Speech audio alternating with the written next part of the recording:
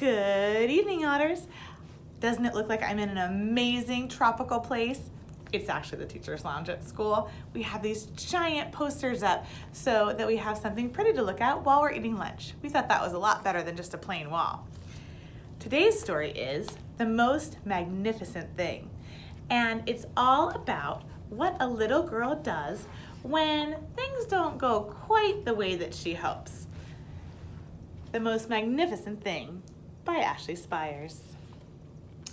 This is a regular girl and her best friend in the whole wide world. They do all kinds of things together. They race, they eat, they explore, they relax. She makes things. He unmakes things. One day, the girl has a wonderful idea. She is going to make the most magnificent thing. She knows just how it will look. She knows just how it will work. All she has to do is make it, and she makes things all the time. Easy peasy. First, she hires an assistant. Next, they gather their supplies. They set up somewhere out of the way and get to work.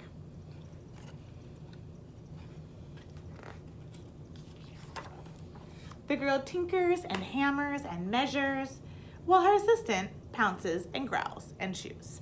Do you have an assistant like that at home? When she is finished, she steps back to admire her work. She walks around one side. Her assistant examines the other side. It doesn't look right. Her assistant picks it up and gives it a little shake. It doesn't feel right either.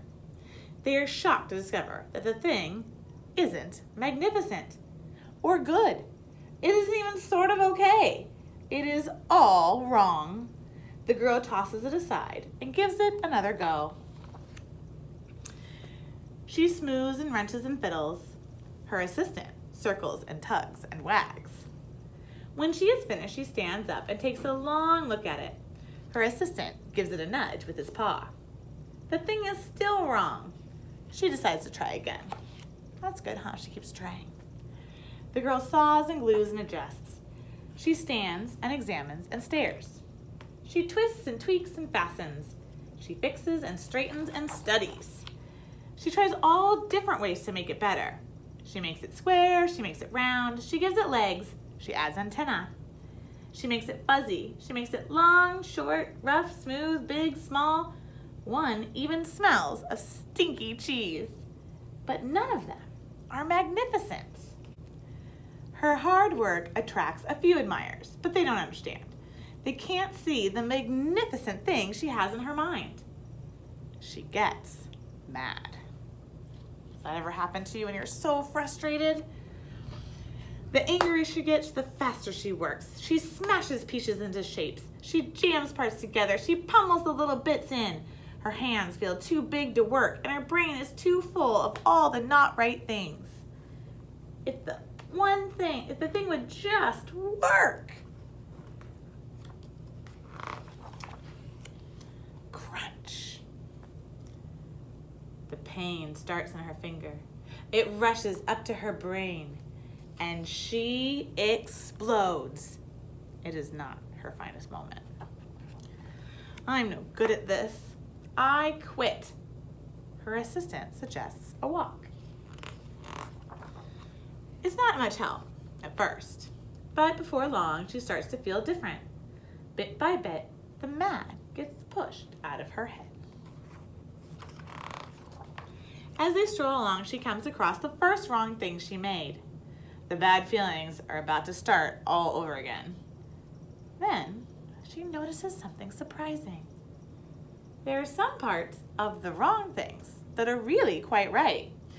The bolts on one, the shape of another, the wheel to seat ratio of the next. There are all sorts of parts that she likes.